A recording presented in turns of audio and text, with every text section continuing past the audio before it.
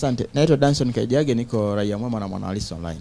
Katika miaka minne hujatuambia swala zima la makusanyo ya madeni mmekusanya kwa kiasi gani? Na kama unavyojua kuna taasisi nyingi kwa nyinyi mnaotoa huduma, kwa taasisi nyingi za serikali kama magereza, polisi na ofisi za mikoa wakati mwingine zimekuwa zikidaiwa pesa nyingi sana.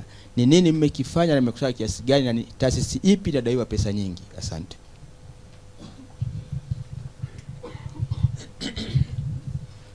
Naitwa Deus Magale kutoka Magale Blog na Tanzania Gazeti. Ningependa kufahamu, umesema kuhusu mtandao wa maji taka. Sijasikia Bwawani. Tulikuwa na kipindi Bwawani mvua ikinyesha kutoka, kwa sababu iko kwenye mteremko pale. Hasa maji mengi ya mvua yakitoka Mwananyamala hospitalini. Bwawani kule watu wengi wanaachia maji ya choo. Inakuwa mji hautamani. Bwawani Mwananyamala. Asante, naitwa Carlos Ngonyani kutokea Wasafi TV. Swali langu nahusu swala zima la uchakataji wa maji taka. Umezungumzia kwa uzuri sana. Sasa kule Dar es Salaam mna bahari na nataka kujua pengine amoni mkafanya mchakato wa kuhakikisha kwamba mnafanyia uchakataji wa maji ya bahari ili yaweze kutumika kwa wananchi. Na swali la pili ni kuhusiana na mbinu mbalimbali ambazo zinatumiwa na wakazi wa Dar es Salaam kama kule maeneo ya Yombo ambao wao wanatumia maji taka katika hali ya kuzibua vyoo. Sasa nataka kujua pengine gharama za magari ya maji taka ili yaweze kuwafikia wakazi wa huko ili waweze kupata huduma hiyo. Asante. Naitwa Richard Mwekenda wa CCM Blog na Kamanda Matukio Online TV. Kwanza hongera kwa kutekeleza ilani ya Chama cha Mapinduzi kwamba mmefikia hatua ya kutoa huduma kwa 93%, lakini naona kwenye upande wa maji taka ni 45%.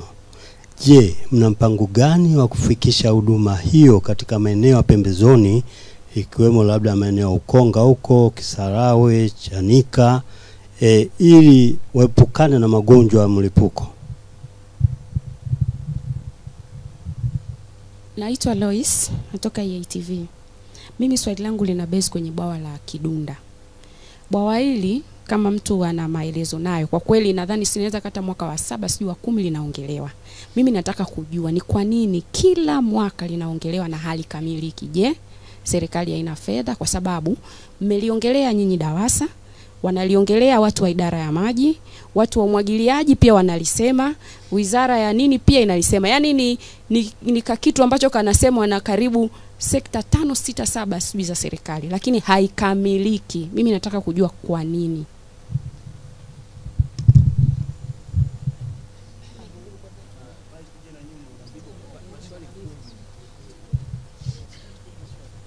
Asante. Naitwa Edward Winchesters. Pamekuwepo na baadhi ya watu ambao wamekuwa wakijiunganisha na maji bila kufuata taratibu, lakini kuna wengine ambapo bili zikiwa zimeisha, kama mmetoa ule mtandao wa maji unakuta wanaiba maji. Ni adhabu gani ambayo wamekuwa kichukulia watu hawa? Asante. Mimi naitwa Amida Ramadhani, naandikia Matukio Daima. Ningependa kufahamu kama mamlaka mnachukua hatua gani katika kukabiliana na uchafuzi wa vyanzo vya maji? Asante. Naitwa Jenibet Albert Kashaidia. Mheshimiwa, swali langu ni moja tu. Pamoja na mikakati mingi ambayo umeizungumzia ya muda mrefu, mingine ya muda mfupi, je, kama wakazi wa Dar es Salaam natamani kusikia ni lini mgao wa maji utakuwa ni historia ndani ya jiji la Dar es Salaam?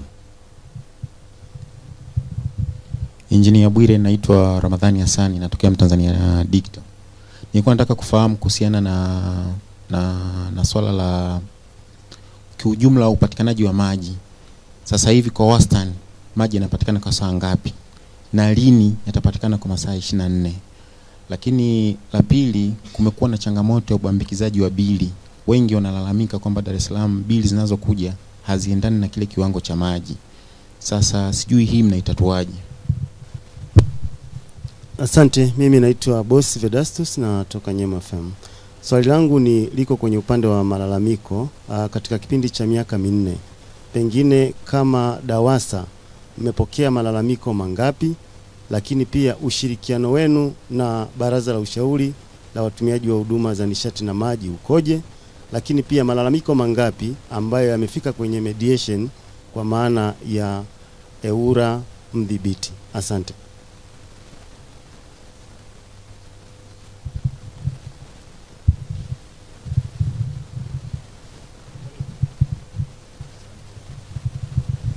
Yeah. Kwanza nipende kwa nafasi hii kuwashukuru kwa wote ambao mmeuliza maswali ili kuweza kupata ufafanuzi na uelewa pamoja baadhi ya mambo kuhusiana na huduma ya maji na wasilisho tulilowasilisha. Nianzie kwenye swala lililoanza kuulizwa kuhusu masuala ya madeni.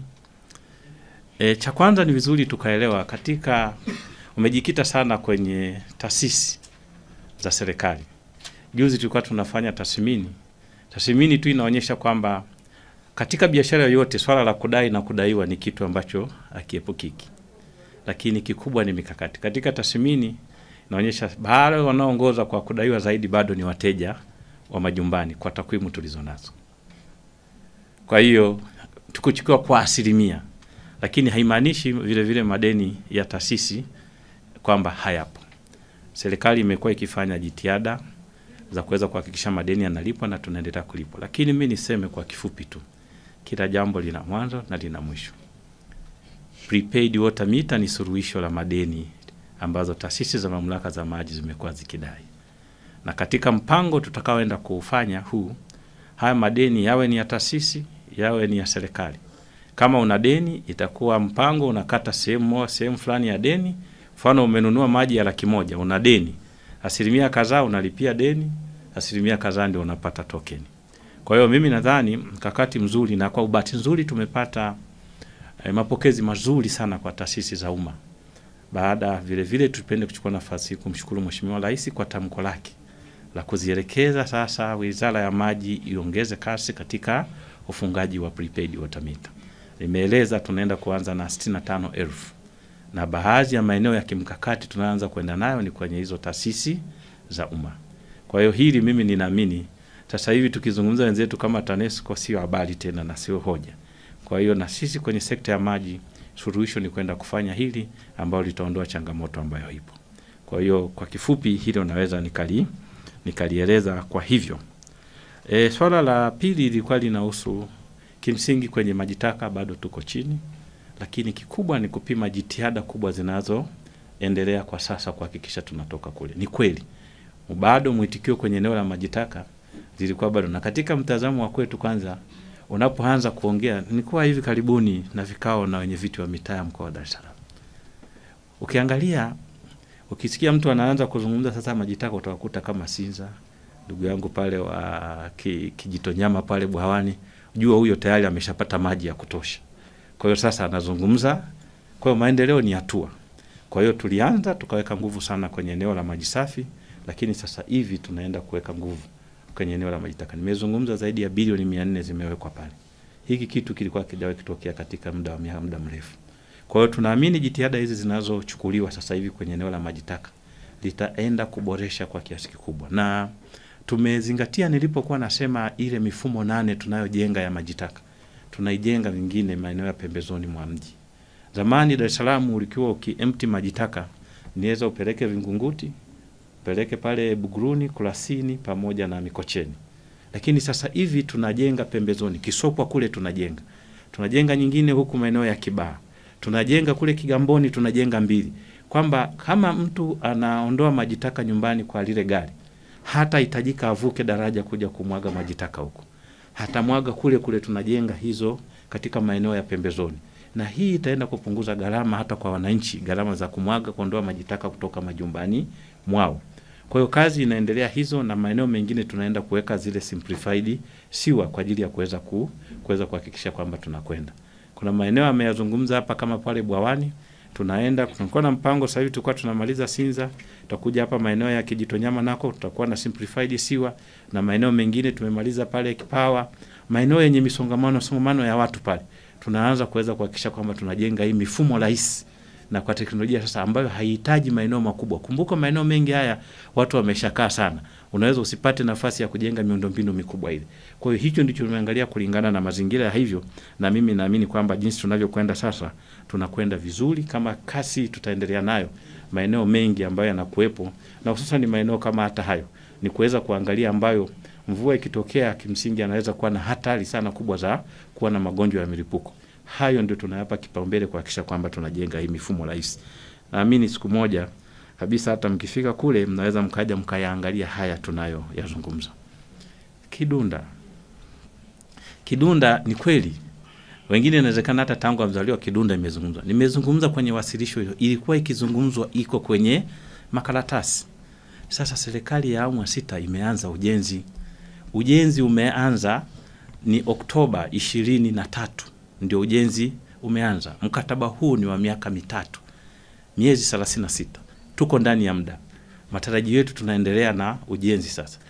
Kikubwa ni kushukuru ujenzi umeanza na tunaendelea nao vizuri. Tangu umeanza ujenzi zaidi ya bilioni 85 zimeshalipwa. Kwa hiyo tunaendelea vizuri na kazi hii, na sisi tuna matarajio kwamba sasa kwa uendelevu tunaoendelea nao hii kazi itakamilika, na sisi tuna push kuweza kuhakikisha tuikamilishe mapema, angalau muda utakapofikia hiyo changamoto tena isiweze kujirudia. Kuna swala la uunganishaji maji usiozingatia taratibu. Hili ukienda kwenye sheria ya maji imeweka kabisa taratibu, lakini sasa tunaenda kuboresha. Licha tu ya uwepo wa sheria, sisi tunaamini kwanza ni swala la ushirikishwaji na utoaji wa elimu. Kwa hiyo tumeanza na sasa hivi tumewaengage wenye vitu wa serikali za mitaa, kwa sababu hao watu wanaofanya hayo wako kule mitaani, lakini sisi tuko kule. Kwa hiyo tunashirikiana sasa hivi na wenzetu wa serikali za mitaa wenye viti kuweza kuwabainisha hawa, na wanapobainika taratibu zote zinachukuliwa, kwa sababu sheria imeeleza wazi kwa wale watu wote wanaojiunganishia maji kinyume na utaratibu, wale waliounganishiwa na wale wanaofanya hilo, hizo taratibu zote zinachukuliwa. Uchafuzi wa vyanzo vya maji, nishukuru, nimeeleza ni moja ya changamoto, na nikaomba ushirikiano, na hata sisi ni letu sote, sio la sekta moja.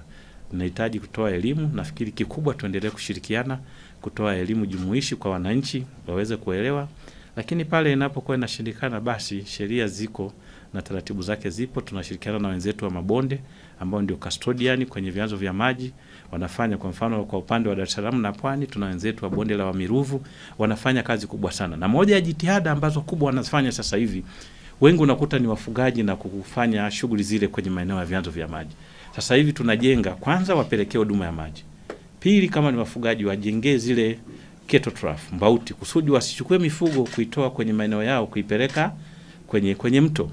Hii ni namna ambazo na ni kazi ambazo sasa hivi zinaendelea, kwa kweli zimesaidia kwa kiasi kikubwa sana. Swala la mgao wa maji, kwamba ni lini sasa linaweza likaisha. Swala sio mgao wa maji. Swala ni watu kupata maji. Sijui kama utakuwa umenielewa. Ni kwamba swala sio mgao. Swala ni kupata maji ya watu ambao yanawatosheleza kulingana na utaratibu tunaokuwa tumeuweka. Kazi kubwa ya kwanza ya serikali inayofanya ni kujaribu kuwekeza miundombinu, huduma iweze kuwafikia watu. Kazi hii serikali imeifanya, mtandao mwingi umesogea kwenye maeneo mengi, watu wamepata huduma ya maji, ambao ni jambo la kwanza. La pili, sasa tunaenda kuendelea kuboresha sasa ile service level. Yaani kama mtu alikuwa anapata masaa 10, hawezi kupata masaa 16, hawezi kupata masaa 24. Ndicho hicho tumezungumza ile mikakati ya kuongeza ule uzalishaji wa maji ili kuongeza kiwango cha huduma ya maji. Na mimi nataka niwaeleze tu kwamba kwa wananchi sehemu ambako labda wanapata maji kulingana na utaratibu ambao tulioweka, concern kubwa ya wananchi sio kupata maji labda mara 5 mara ngapi. Swala ni kwamba kama tumeweka utaratibu huu, ufuatwe na wananchi wapate maji kulingana na utaratibu tulioweka. Na hili ndilo sasa kwa sasa tunalifanya. Labda pale itokee kama kuna itilafu kwenye mitambo, basi hivyo vitu vinatokea. Kama tu ilivyo, hata unaweza ukawa na gari liko zima, katokea kuchangamoto, basi ukatengeneza na kidogo utachelewa kufika ulipokuwa umekusudia, lakini mwisho wa siku shughuli zitaendelea.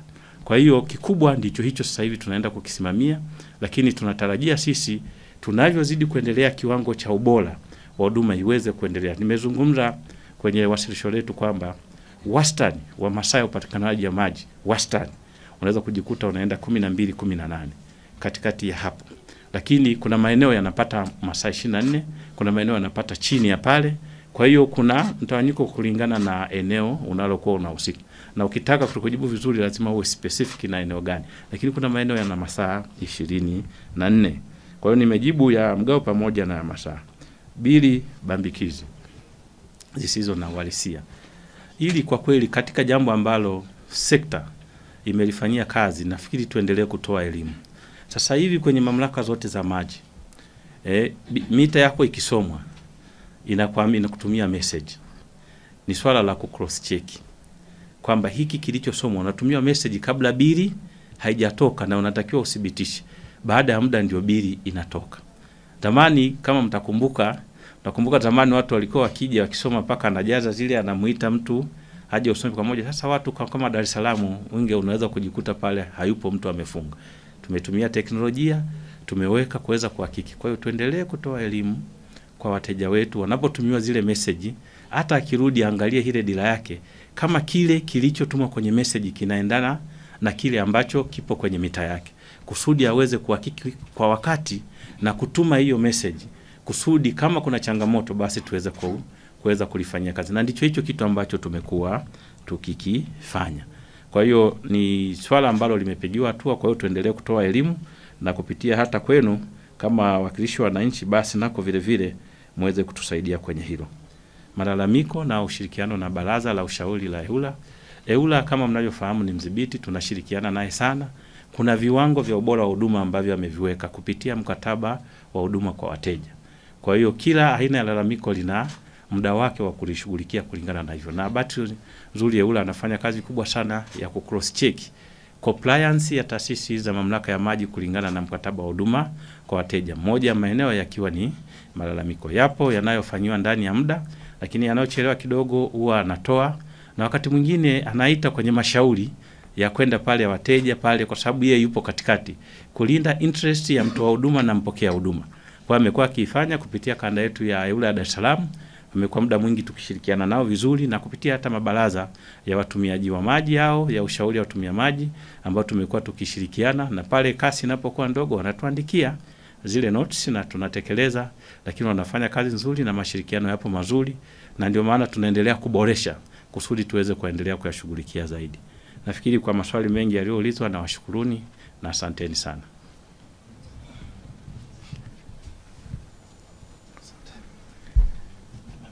Basi niwashukuruni sana, na kwa kweli karibuni sana Dar es Salaam. Sisi tumejipanga kuweza kuhakikisha tunatoa huduma iliyo bora. Tunamshukuru kipekee sana Mheshimiwa Rais kwa kazi kubwa ameifanya kwa kuweza kufanya uwekezaji mkubwa, lakini vile vile na Mheshimiwa Waziri wetu na Katibu Mkuu kwa kazi kubwa sana anayoifanya. Kama DAWASA sisi tunahakikishieni kutoa huduma iliyo bora, kuhakikisha malengo ya nchi yanafikiwa, kuhakikisha kwamba tunakuwa na nchi yenye uchumi unaokuwa kwa kasi na malengo na ustahilivu wa ustawi wa wananchi kwa ujumla.